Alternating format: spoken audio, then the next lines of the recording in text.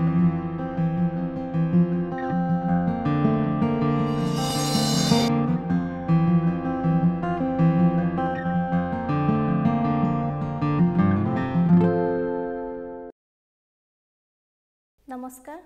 মই তানিয়া পাৰভিন পেপাৰ 10 উচ্চ প্ৰাথমিক স্তৰত বিজ্ঞান শিকন গট 5 মান নিৰূপণ আৰু মূল্যায়ন আৰু সংগতিপূৰ্ণ বিষয় পৰা আজি এটি বিষয় আলোচনা কৰিবলৈ ওলাইছো বিষয়টি হৈছে সমীক্ষা আৰু মূল্যায়ন আমি কৰা যিকোনো কামৰ উপকাৰিতা ব্যৱহাৰিকতা গুণাগুণ আৰু ভৱিষ্যত উত্তৰণৰ বাবে মূল্যায়ন কৰি চোৱাটো উচিত শিক্ষাৰ ক্ষেত্ৰতো আমি এনে ধৰণৰ গুণ নিৰূপণ কৰি চোৱা উচিত শিক্ষা প্ৰক্ৰিয়াটো কাৰ্যকৰী আৰু ইয়াৰ ফলাফল ভাল হ'ব লাগে কিয়নো শিক্ষাই মানুহৰ সৈতে কাম কৰে ছাত্ৰ-ছাত্ৰীৰ সৈতে কাম কৰে আৰু মানৱ সম্পদ গঢ়ি তোলাত সহায় কৰে সেয়েহে এনে ক্ষেত্ৰত শিক্ষণ প্ৰক্ৰিয়াটো কাৰ্যকৰীতা বৃদ্ধিৰ বাবে উপযুক্ত সমীক্ষা আৰু মূল্যায়নৰ অতিকৈ প্ৰয়োজন ছাত্ৰ-ছাত্ৰীৰ শিক্ষণ পৰিণতিত মূল্যায়নে শিক্ষণ প্ৰক্ৰিয়াটোত কাৰ্যকৰীতা নিৰূপণ কৰে এতিয়া মূল্যায়নৰ ধাৰণাটো বুজিবলৈ হ'লে আমি কিছুমান পদ বা ৰাশি বুজিব লাগিব যিবোৰ আমি সচৰাচৰ ব্যৱহাৰ কৰোঁ প্ৰথমে পৰীক্ষা হৈছে মূল্যায়নৰে এক আহিলা ইয়াত কিছুমান প্ৰশ্ন দিয়া হয় যাৰ উত্তৰ ছাত্ৰ-ছাত্ৰীয়ে দিয়ে শিক্ষক-শিক্ষাৰ্থীসকলে উত্তৰসমূহৰ ভুল শুদ্ধ বিচাৰ কৰি চায় আৰু শুদ্ধ উত্তৰৰ বিপৰীতে তেওঁলোকক এটা সাংখ্যিক মান প্ৰদান কৰে এই সাংখ্যিক মানটোকে নম্বৰ বোলা হয় দ্বিতীয় ধাৰণাটো হৈছে বা দ্বিতীয় ৰাশিটো হৈছে পৰিমাপন এগৰাকী ছাত্ৰ-ছাত্ৰীক পৰীক্ষাৰ প্ৰদৰ্শনৰ পৰিমাণৰ হিচাপে উপস্থাপন কৰে যিহেতু ই ছাত্ৰ-ছাত্ৰীৰ ফলাফলক নম্বৰত প্ৰকাশ কৰে আমি উচ্চতা উষ্ণতা আয়তন আদি জুখিব পাৰোঁ কিছুমান আহিলা প্ৰয়োগ কৰি এই ভৌতিক ৰাশিসমূহক শুদ্ধকৈ জোখাৰ বাবে কিছুমান আহিলা আছে কিন্তু শৈক্ষিক সফলতা জুখিবৰ বাবে আমাৰ হাতত তেনে কোনো বিশুদ্ধ প্ৰায়োগিক মাপন নাই গতিকে আমি শিক্ষক হিচাপে পৰীক্ষাৰ সহায় লওঁ বহল অৰ্থত পৰিমাপন হৈছে বস্তু বা পৰিঘটনাত কিছুমান নিয়ম মানি সংখ্যা আৰোপকৰণ এই সংজ্ঞাটো দিছিলে ষ্টিভেনছে তৃতীয় ৰাশিটো হৈছে সমীক্ষা যেতিয়া এটা প্ৰদৰ্শনক তাৰ গুণাগুণত মানৰ ভিত্তিত প্ৰকাশ কৰা হয় তেতিয়া এই ৰাশিটো ব্যৱহাৰ কৰা হয় সমীক্ষা হৈছে কোনো বৈশিষ্ট্য প্ৰক্ৰিয়া বা কাৰ্যসূচীৰ গুণগত বৰ্ণনা কৰা এক প্ৰক্ৰিয়া ইয়াক শিক্ষা ব্যৱস্থাৰ উদ্দেশ্যত প্ৰেক্ষাপটত কৰা হয় পৰিমাপনে পৰিমাণগত বৰ্ণনা দিয়ে কিন্তু সমীক্ষাই ছাত্ৰ-ছাত্ৰীৰ অগ্ৰগতিৰ গুণাগুণত মান দিয়ে মূল্যায়নৰ ধাৰণাটো ভালকৈ বুজি উঠিবৰ বাবে আমি এইসমূহ ধাৰণা ভালকৈ জনাটো উচিত কিয়নো বহুতে এই ধাৰণাসমূহক সমাৰ্থক শব্দ বুলি ভাবে কিন্তু এইবোৰ একে নহয় প্ৰত্যেকৰে সুকীয়া কিছুমান বৈশিষ্ট্য থাকে এতিয়া আমি মূল্যায়নলৈ আহোঁ মূল্যায়ন হৈছে এক কাৰ্য বা প্ৰক্ৰিয়া যিয়ে এটা মাপৰ বাঞ্ছনীয়তা বা গুৰুত্বৰ বিষয়ে সিদ্ধান্ত লোৱাত অনুমতি দিয়ে পেটেলে এনেদৰে সংজ্ঞাবদ্ধ কৰিছে যে মূল্যায়নে কোনো পদ্ধতিগত ধাৰাবাহিক প্ৰক্ৰিয়া ইয়াত পূৰ্বনিৰূপিত আৰু স্থিৰকৃত শৈক্ষিক উদ্দেশ্যসমূহ কিমান দূৰ অৰ্জন কৰা হৈছে তাক নিৰূপণ কৰে শ্ৰেণীকোঠাত প্ৰদান কৰা শিক্ষণ অভিজ্ঞতাসমূহৰ কাৰ্যকাৰিতা নিৰূপণ কৰে তৃতীয়তে শিক্ষাৰ লক্ষ্যসমূহ কিমান ভালদৰে উপনীত হ'ব পাৰিছে তাক নিৰূপণ কৰে গতিকে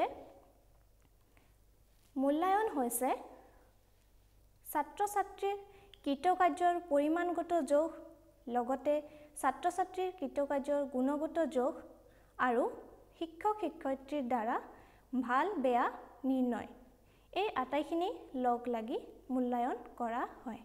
গতিকে মূল্যায়ন সমীক্ষা বা পৰিমাপনৰ দৰে নহয়, ই আটাইখিনি দিশকে সামৰি লয়।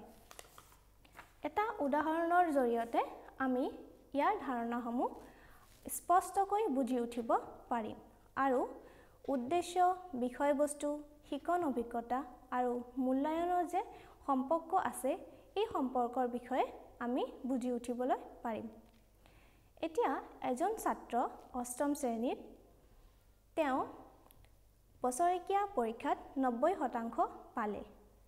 90% এটা বহুত ভাল ফলাফল বুলি আমি ভাবোঁ। এতিয়া শিক্ষকজনে তেওঁৰ অকল এই পৰীক্ষাৰ ফলাফলৰ নম্বৰটোকে চাই মূল্যায়ন নকৰিব। তেওঁ আৰু কেতবোৰ দিশক লক্ষ্য কৰিব। যেনে শিক্ষকজনে পৰ্যবেক্ষণ কৰিব যে ছাত্ৰজন মানে সময়মতে কাম কৰে নে নকৰে, বা লক্ষ্য কৰি সেই ছাত্ৰজনক দেখিলে যে সেই ছাত্ৰজন সদায় সময়ত কামবোৰ কৰে আৰু তাৰ কামবোৰ খুবেই পৰিপাটি। সি পঢ়াৰ লগতে পাঠ্যক্ৰমিক কাৰ্যাৱলীৰ লগতে আন যিবোৰ কাৰ্যাৱলী বিদ্যালয়ত অনুষ্ঠিত কৰা হয় সেইবোৰতো সি ভালদৰে অংশগ্ৰহণ কৰে। যেনে তৰ্ক প্ৰতিযোগিতা, ৰচনা প্ৰতিযোগিতা, আবৃত্তি প্ৰতিযোগিতা এইবোৰত তেওঁ অংশগ্ৰহণ কৰে। আকৌ শিক্ষকজনে পৰ্যবেক্ষণ কৰি দেখিব যে ছাত্ৰজনে সমনীয়াৰ সৈতে কেনেধৰণৰ আচৰণ কৰে। এতিয়া শিক্ষকজনে পৰ্যবেক্ষণ কৰি দেখিলে যে সি যিকোনো কাম অকলে কৰি ভাল পায় বা গোটত কৰি সি কামবোৰ ভাল নাপায়। আনহাতে ক্ষেত্ৰ প্ৰদৰ্শনতো তেওঁক লক্ষ্য কৰিলে যে সি চৌপাশৰ অন্বেষণ কৰাটো অকলে গুৰুত্ব দিছে। সি লগ সমনীয়াসকলৰ লগত গৈ ক্ষেত্ৰ প্ৰদৰ্শন কৰা নাই। গতিকে এই আটাইবোৰ দিশৰ ওপৰত ভিত্তি কৰি শিক্ষক বা শিক্ষয়িত্ৰীয়ে মূল্যায়ন কৰিলে যে ছাত্ৰজনে পাঠ্যক্ৰমিক কাৰ্যাৱলীত খুবেই ভাল, কিন্তু তাৰ সামাজিক আৰু আৱেগিক ক্ষেত্ৰখনত অলপ বিকাশ হোৱাৰ প্ৰয়োজন আছে। এই উদাহৰণটোৰ পৰা আমি গম পালোঁ যে মূল্যায়নে কিদৰে সকলো দিশকে সামৰি লয়। ই পৰিমাপন আৰু সমীক্ষাতকৈ বহু ওপৰত। যেনে ওপৰৰ উদাহৰণটোত আমি দেখিলোঁ যে ছাত্ৰজনে পৰীক্ষাত 90% লাভ কৰিছে, কিন্তু অকল তাৰ সেইটো দিশকে শিক্ষক বা শিক্ষয়িত্ৰীজনীয়ে চোৱা নাই। তাৰ উপৰিও ছাত্ৰজনে কামত পৰিপাটি আৰু সময়মতে কাম কৰে, এইটো হৈছে তাৰ গুণগত বৰ্ণনা। আকৌ পাঠ্যক্ৰমিক কাৰ্যত খুব ভাল, কিন্তু তাৰ সামাজিক আৰু আৱেগিক বিকাশ হোৱাৰ প্ৰয়োজন, এইটো হৈছে শিক্ষকৰ দ্বাৰা মূল্য নিৰূপণ। এতিয়া আমি আহোঁ যিকোনো এটা কাৰ্যকলাপ কৰিবলৈ হ'লে আমি সেই কামটো কিয় কৰিবলৈ ওলাইছোঁ এই বিষয়ে জানিব লাগিব। এই বিষয়বস্তুটো জনাৰ আগতে ইয়াৰ ফলত আমি কি লাভ কৰিম, প্ৰকৃততে ইয়াৰ উদ্দেশ্যনো কি এই বিষয়ে আমি জানিব লাগিব। শিক্ষা প্ৰক্ৰিয়াটো শিক্ষাৰ লক্ষ্য কিয়ৰ পৰাই আহে। লক্ষ্যবোৰ হৈছে বহল আৰু দীৰ্ঘ সময়ৰ বাবে। সৰু স্তৰত শ্ৰেণীকোঠাত উদ্দেশ্যবোৰৰ শিকনৰ যোগেদি আহৰণ কৰিব পৰা আৰু উদ্দেশ্যৰ সফলতাই আমাক লক্ষ্য ওচৰ চপাই নিয়ে।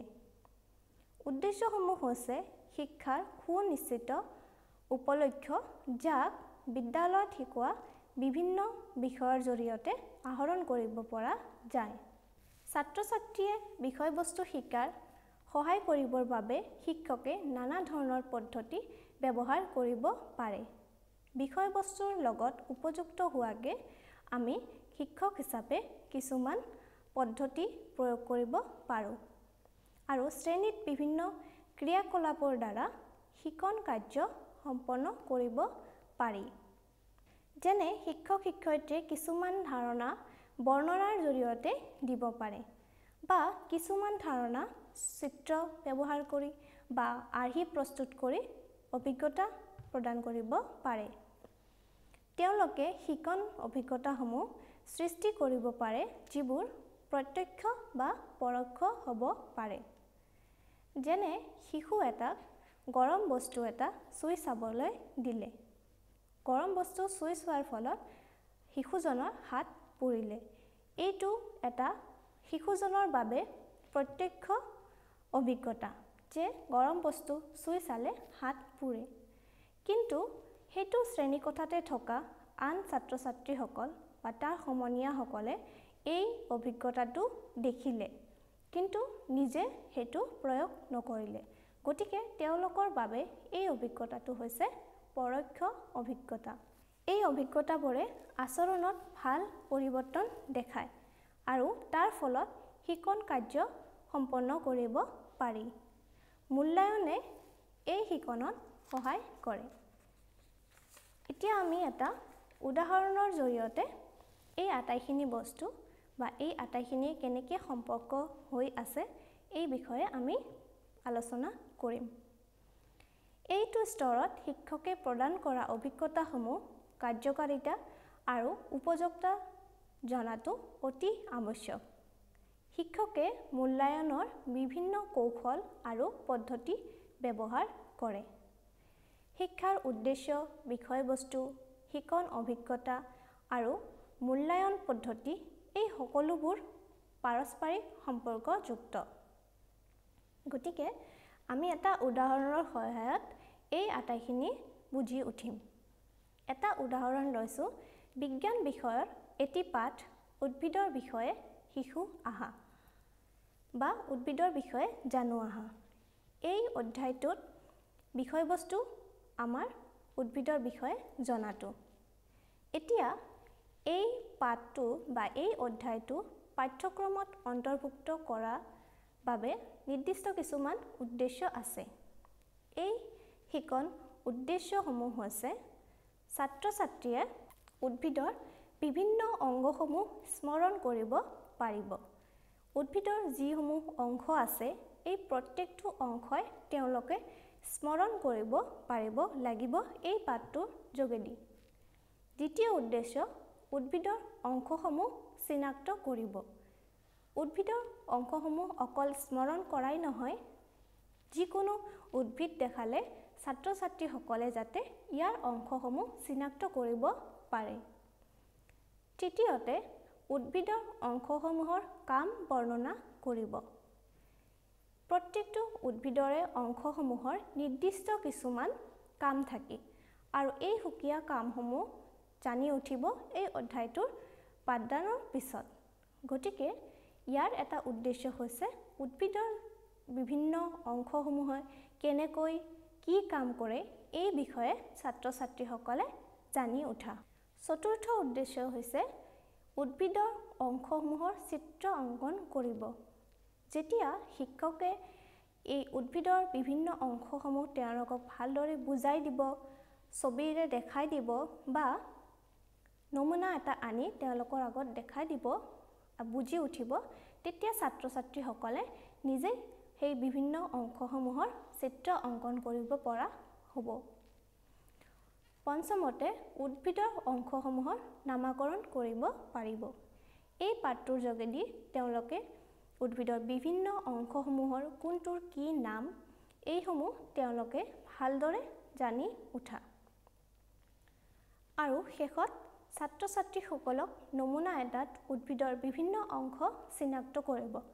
যদি ছাত্ৰ ছাত্ৰীসকলক শ্ৰেণীকোঠাত এটা উদ্ভিদৰ নমুনা আনি দিয়া হয়, তেতিয়া ছাত্ৰ ছাত্ৰীসকলে সেই নমুনাটোৰ পৰা উদ্ভিদৰ বিভিন্ন অংশসমূহ তেওঁলোকে চিনাক্ত কৰিব পাৰিব। এতিয়া আমি আহোঁ শিকন অভিজ্ঞতা। শিকন অভিজ্ঞতাই শিকন উদ্দেশ্যসমূহ পূৰণ কৰাত সহায় কৰে। এই শিকন উদ্দেশ্যসমূহ আমি কিদৰে ছাত্ৰ ছাত্ৰীসকলক মনত ৰৈ যোৱাকৈ অভিজ্ঞতা প্ৰদান কৰিব পাৰিম সেই বিষয়ে গুৰুত্ব দিয়ে। গতিকে শিকন অভিজ্ঞতা প্ৰদান কৰাটো এটি খুব প্ৰয়োজনীয় বিষয়। এতিয়া প্ৰত্যেক শিক্ষকে বেলেগ বেলেগ হয়। তেওঁৰ শিকন কৌশল, বুজোৱা কৌশল আটাইবোৰ বেলেগ বেলেগ হয়। গতিকে শিক্ষকে বিভিন্ন ধৰণে এই বিষয়বস্তুটোৰ শিকন অভিজ্ঞতা প্ৰদান কৰিব পাৰে। তাৰে কিছুমান শিকন অভিজ্ঞতা তলত উল্লেখ কৰা হ'ল। যেনে শিক্ষকজনে উদ্ভিদৰ সঁচা নমুনা দেখাব পাৰে। যেনেদৰে উদ্ভিদ এজোপা সৰু উদ্ভিদৰ নমুনা এটা শিক্ষকজনে শ্ৰেণীকোঠাত লৈ আহিব পাৰে আৰু শ্ৰেণীকোঠাত উদ্ভিদৰ বিভিন্ন অংশসমূহ, তাৰ নাম, তাৰ কাম কি, কেনেদৰে উদ্ভিদে বৃদ্ধি হয়, কিদৰে অংশসমূহে কাম কৰে, এইসমূহ শিক্ষকজনে শ্ৰেণীকোঠাৰ ভিতৰতে নমুনা এটা আনি ছাত্ৰ ছাত্ৰীসকলক অভিজ্ঞতা প্ৰদান কৰিব পাৰে। দ্বিতীয় শিকন অভিজ্ঞতা হৈছে বৰ্ডত চিত্ৰ আঁকি ব্যাখ্যা কৰিব পাৰে। শিক্ষকজনে উদ্ভিদৰ বিভিন্ন অংশসমূহ বৰ্ডত ছবি আঁকি ছাত্ৰ ছাত্ৰীসকলক বুজাই দিব পাৰে বা তেওঁলোকক প্ৰত্যেকটো অংশ ধুনীয়াকৈ বৰ্ডত আঁকি অভিজ্ঞতা প্ৰদান কৰিব পাৰে আৰু অংশসমূহৰ বৰ্ণনা কৰিব পাৰে। তৃতীয়তে শিক্ষকজনে তালিকা চিত্ৰ দেখাই বৰ্ণনা কৰিব পাৰে। শিক্ষকজনে ঘৰতে এখন তালিকা প্ৰস্তুত কৰিব পাৰে, যিখনত উদ্ভিদৰ বিভিন্ন অংশসমূহ তাত আঁকি লৈ আৰু প্ৰত্যেকটো অংশৰে কি কাম কেনেদৰে কৰে এইসমূহৰ এখন তালিকা চিত্ৰ প্ৰস্তুত কৰি শ্ৰেণীকোঠাত আনি সেইখন প্ৰয়োগ কৰিব পাৰে। বা বাগিচালৈ লৈ গৈ বিভিন্ন গছ-গছনি পৰ্যবেক্ষণ কৰিবলৈ দি অংশসমূহ চিনাক্ত কৰিব দিব লাগে।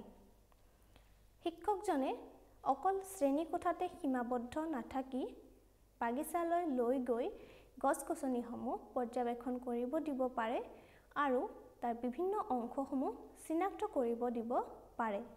শিক্ষকজনে নিজেই বিভিন্ন অংশসমূহ চিনাক্ত কৰাৰ লগতে ছাত্ৰ ছাত্ৰীসকলকো চিনাক্ত কৰিব দিব পাৰে। আন এটা অভিজ্ঞতা হৈছে কিছুমান বীজ চাবলৈ দি ইয়াৰ অংকুৰণ ঘটোৱা পৰ্যবেক্ষণ কৰি টকা লিখিবলৈ দিব পাৰে। এতিয়া আমি শিকন অভিজ্ঞতা লাভ কৰাৰ পিছত মূল্যায়ন কৰি চাব লাগিব যে যিখিনি আমাৰ শিকন উদ্দেশ্য আৰু যিখিনি আমি অভিজ্ঞতা প্ৰদান কৰিলোঁ এইখিনি কিমান কাৰ্যকৰী হৈছে। গতিকে মূল্যায়ন কৰি চাবলৈ হ'লে আমি কিছুমান উপায় অৱলম্বন কৰিব পাৰোঁ, যাৰ জৰিয়তে আমি গম পাম যে ছাত্ৰ ছাত্ৰীসকলে কিমান দূৰ বুজি পাইছে বা কিমানখিনি শিক্ষকজনে সফলতা লাভ কৰিছে। প্ৰথমতে মৌখিকভাৱে প্ৰশ্ন কৰি পাঠদানৰ শেষত শিক্ষকজনে কিছুমান মৌখিক প্ৰশ্ন কৰিব পাৰে, কিছুমান সৰু সৰু প্ৰশ্ন সুধিব পাৰে, যাৰ জৰিয়তে শিক্ষকজনে গম পাব যে ছাত্ৰ ছাত্ৰীসকলে সেই বিষয়টো কিমানখিনি বুজি পাইছে। দ্বিতীয়তে লিখিত পৰীক্ষা লৈ কিছুমান ছাত্ৰ ছাত্ৰীয়ে উত্তৰ দিবলৈ ভয় বা সংকোচ কৰে। যদিও তেওঁলোকে উত্তৰটো জানে তথাপিও তেওঁলোকে মৌখিকভাৱে প্ৰশ্ন সুধিলে উত্তৰ দিয়াৰ পৰা বিৰত থাকে। হয়তো ভয়, সংকোচ বা শিক্ষকজনে কিবা ক'ব বুলি বা সমনীয়াৰ ওচৰত লাজ পাব বুলি তেওঁলোকে উত্তৰ নিদিয়ে। গতিকে যেতিয়া শিক্ষকজনে লিখিত পৰীক্ষা ল'ব তেতিয়া শিক্ষকজনে শ্ৰেণীৰ আটাইখিনি ছাত্ৰ ছাত্ৰীকে সংগত কৰিব পাৰিব আৰু আটাইখিনি ছাত্ৰ ছাত্ৰীৰ পৰা এটা মূল্যায়ন কৰিব পাৰিব যে ছাত্ৰ ছাত্ৰীসকলে কিমানখিনি বুজিছে, কি বুজিছে, প্ৰত্যেক ছাত্ৰ ছাত্ৰীয়ে কিদৰে অভিজ্ঞতা প্ৰাপ্ত কৰিছে আৰু কোনে কিমানখিনি বুজিছে এই বিষয়ে শিক্ষকজনে মূল্যায়ন কৰিব পাৰিব। তৃতীয়তে ছাত্ৰ ছাত্ৰীক ছবি আঁকিবলৈ দিব পাৰে। তেওঁলোকৰ নিজৰ টোকা বহীত উদ্ভিদৰ বিভিন্ন অংশসমূহৰ চিত্ৰ আঁকিবলৈ দিব পাৰে আৰু প্ৰত্যেকটো অংশৰে নামাকৰণ কৰিব দিব পাৰে আৰু কি কাৰ্য এইবোৰ তেওঁলোকক নিজৰ টোকা বহীত প্ৰস্তুত কৰিবলৈ দিব পাৰে, যাৰ জৰিয়তে শিক্ষকজনে গম পাব যে ছাত্ৰ ছাত্ৰীসকলে কিমানখিনি বুজি পাইছে। বা নমুনা এটা শ্ৰেণীকোঠালৈ লৈ আহি তাৰ বিভিন্ন অংশসমূহ শ্ৰেণীকোঠাতে কিছুমান ছাত্ৰ ছাত্ৰীৰ দ্বাৰা চিনাক্ত কৰিবলৈ দিব পাৰে। এই ধৰণে মূল্যায়ন কৰি চাব পাৰে যে শিকন উদ্দেশ্যসমূহ পূৰণ হৈছে নে নাই, শিকন অভিজ্ঞতাসমূহ তেওঁলোকৰ কামত লাগিছে নে নাই, তেওঁলোকে কিমানখিনি বুজিছে, এইসমূহৰ মূল্যায়ন শিক্ষকজনে এনেধৰণে ল'ব পাৰে। আন এটা উদাহৰণ ল'ব পাৰোঁ আমি বিজ্ঞানৰ এটা অধ্যায় বল আৰু চাপ। ইয়াৰ আমি বিষয়বস্তু বল ল'ব পাৰোঁ। এতিয়া বল অধ্যায়টোৰ কিছুমান উদ্দেশ্য থাকিব, যাৰ কাৰণে পাঠ্যক্ৰমত এই বিষয়টো অন্তৰ্ভুক্ত কৰা হৈছে। কিছুমান শিকন উদ্দেশ্য হৈছে বলৰ ধাৰণাটো ছাত্ৰ ছাত্ৰীসকলে বুজি উঠা, বল কিদৰে ক্ৰিয়াৰ ফল হয় এই বিষয়ে ছাত্ৰ ছাত্ৰীসকলে জনা, বলৰ অনুসন্ধান, বলৰ বৈশিষ্ট্যৰ বিষয়ে জানি উঠা, যেনে বলে গতি অৱস্থা সলনি কৰিব পাৰে বা বলে কোনো এটা বস্তুৰ আকৃতি সলনি কৰিব পাৰে, এইসমূহ বৈশিষ্ট্য জানি উঠা আৰু বিভিন্ন প্ৰকাৰৰ বলৰ বিষয়ে ছাত্ৰ ছাত্ৰীসকলে বুজি উঠা। এইসমূহ হৈছে শিকন উদ্দেশ্য বল আৰু চাপ অধ্যায়টিৰ। দ্বিতীয়তে এই শিকন উদ্দেশ্যসমূহ পূৰণ কৰিবলৈ কিছুমান আমি অভিজ্ঞতা প্ৰদান কৰিব লাগিব। যেনে কিছুমান সাধাৰণ উদাহৰণ শ্ৰেণীকোঠাতে আমি দিব পাৰোঁ। ঠেলি দিয়া, টানি অনা, বুটলি লোৱা, ওপৰলৈ দলিয়াই দিয়া, বন্ধ কৰা ইত্যাদি কিছুমান বলৰ ধাৰণা আমি দিব পাৰোঁ। যেনে কিছুমান ছাত্ৰ বা ছাত্ৰীক দুৱাৰ এখন খুলিবলৈ দি বা বন্ধ কৰিব দি আমি বলৰ ধাৰণা বুজাই দিব পাৰোঁ। যিহেতু দুৱাৰখন নিজে নিজে খোল নাখায় বা নিজে নিজে বন্ধ হৈ নাযায়, ইয়াত আমি হেঁচা প্ৰয়োগ কৰিছোঁ হাতেৰে, তেতিয়াহে দুৱাৰখন খোল খাইছে বা বন্ধ হৈছে। বা কিছুমান উদাহৰণ আমি দিব পাৰোঁ, টেবুলত থকা চক এডাল পেলাই দি বা চকডাল বুটলি আকৌ টেবুলত থৈ দিয়া, এইবোৰ হৈছে কিছুমান বল, যাৰ জৰিয়তে এটা অজৰ বস্তু এটা এঠাইৰ পৰা আন ঠাইলৈ স্থানান্তৰিত হৈছে। যিহেতু অজৰ বস্তুবোৰ নিজে নিজে এঠাইৰ পৰা আন ঠাইলৈ স্থানান্তৰিত হ'ব নোৱাৰে। শ্ৰেণীকোঠাৰ বাহিৰৰো কিছুমান উদাহৰণ আমি দিব পাৰোঁ। যেনে ৰৈ থকা গাড়ী এখন বা চাইকেল এখন ঠেলি দি আমি স্থানান্তৰিত কৰিব পাৰোঁ, বা টেবুল এখন ঠেলি দি এঠাইৰ পৰা আন ঠাইলৈ নিব পাৰোঁ। এতিয়া বলৰ কিছুমান বৈশিষ্ট্য আছে, যেনে বলে গতিৰ অৱস্থা সলনি কৰিব পাৰে। এই অভিজ্ঞতাটো প্ৰদান কৰিবৰ কাৰণে শিক্ষকে কিছুমান উদাহৰণ ল'ব পাৰে। যেনে ৰবৰৰ বল এটা বা মাৰ্বল এটা মজিয়াত ঠেলি দি লক্ষ্য কৰিবলৈ দিব পাৰে। গতিকে এই অভিজ্ঞতাটো প্ৰদান কৰাৰ সময়ত ছাত্ৰ ছাত্ৰীসকলে দেখিব যে মাৰ্বলটো শিক্ষকজনে ঠেলি দিয়াৰ ফলতহে এঠাইৰ পৰা আন ঠাইলৈ স্থানান্তৰিত হৈছে আৰু এটা সময়ত বেৰত গৈ ঠেকা খাই মাৰ্বলটো বিপৰীত দিশত উলটি আহে। এইসমূহ ধাৰণা বা এইসমূহ অভিজ্ঞতাৰ পৰা ছাত্ৰ ছাত্ৰীসকলে বুজি উঠে যে গতি অৱস্থা বলে সলনি কৰিব পাৰে। দ্বিতীয় বৈশিষ্ট্য এটা হৈছে বস্তু এটাৰ আকৃতি সলনি কৰিব পাৰে। যেনে এডলা মাৰি থোৱা আটা বল প্ৰয়োগ কৰি আমি বিভিন্ন ধৰণৰ আকাৰ বা আকৃতি দিব পাৰোঁ। এতিয়া বলৰ প্ৰকাৰ। বলৰ প্ৰকাৰ প্ৰধানতঃ স্পৰ্শ বল আৰু অস্পৰ্শ বল হয়। এতিয়া স্পৰ্শ বল হৈছে সেইবোৰ যিবোৰত আমি স্পৰ্শ কৰা বা পেশীয়ভাৱে বল প্ৰয়োগ কৰাটো প্ৰয়োজন। এতিয়া স্পৰ্শ বলৰ এটি উদাহৰণ হৈছে পেশীয় বল, যিটো বল শৰীৰৰ সংস্পৰ্শ নোহোৱাকৈ কৰিব নোৱাৰি। বিভিন্ন কষ্টকৰ কামত এই পেশীয় বলৰ প্ৰয়োগ কৰা হয়। যেনে কুঁৱা এটাৰ পৰা পানী উঠাবলৈ হ'লে আমি বল প্ৰয়োগ কৰি উঠাওঁ, বা যিকোনো বস্তু এটা এঠাইৰ পৰা আন ঠাইলৈ স্থানান্তৰিত কৰিবলৈ আমি পেশীয় বল প্ৰয়োগ কৰোঁ। দ্বিতীয়তে হৈছে ঘৰ্ষণ বল। বল এটা ঠেলা মাৰি ইয়াৰ গতি লক্ষ্য কৰিলে দেখা যায় যে এটা সময়ত ই গৈ গৈ ৰৈ যায়। গতিকে এই বলৰ গতি কমোৱা যিটো বল আমি দেখা নাপাওঁ, সেই বলটোৱে হৈছে ঘৰ্ষণ বল। ঘৰ্ষণ বলৰ ফলত বস্তু এটা এঠাইৰ পৰা আন ঠাইলৈ গৈ থাকোঁতে তাৰ গতি কমি কমি এটা সময়ত ই ৰৈ যায়। দ্বিতীয় প্ৰকাৰৰ বল হৈছে অস্পৰ্শ বল, যিবোৰ বলত আমি স্পৰ্শ কৰাৰ প্ৰয়োজন নহয়। এনেধৰণৰ বল হৈছে চুম্বকীয় বল। আমি দুডাল চুম্বক ওচৰা ওচৰিকৈ একে মেৰুৰ ৰাখিলে দেখিবলৈ পাম যে চুম্বক দুডাল ওচৰৰ পৰা আঁতৰি গৈছে। আনহাতে যদি বিপৰীত মেৰুৰ চুম্বক দুডাল ওচৰা ওচৰি থোৱা হয়, তেতিয়াহ'লে ই নিজে নিজে এটা সময়ত গৈ লগ লাগে। গতিকে তাত আমাৰ স্পৰ্শৰ প্ৰয়োজন হোৱা নাই। গতিকে ই এক প্ৰকাৰৰ অস্পৰ্শ বল। আন এক অস্পৰ্শ বল হৈছে মাধ্যাকৰ্ষণিক বল। পৃথিৱীয়ে সকলো বস্তু নিজৰ ফালে টানি আনে। গতিকে আমি নেদেখাকৈ কিছুমান বল আমাক পৃথিৱীৰ পিনে টানি লৈ গৈ আছে। শিক্ষকে কিছুমান উদাহৰণৰ জৰিয়তে এই বলৰ প্ৰভাৱ দেখাব পাৰে। যেনে ওপৰৰ পৰা কিবা বস্তু এটা পেলাই দি ই তললৈ যোৱাটো দেখুৱাব পাৰে।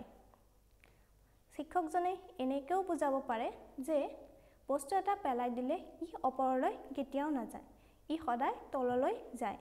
গতিকে ইয়াত মাধ্যাকৰ্ষণ বলৰ প্ৰভাৱ আছে, আৰু মাধ্যাকৰ্ষণিক বলৰ প্ৰভাৱৰ কাৰণে যিকোনো বস্তু তললৈ গৈ থাকে। এনেধৰণে শিক্ষকে শিকন অভিজ্ঞতা প্ৰদান কৰিব পাৰে।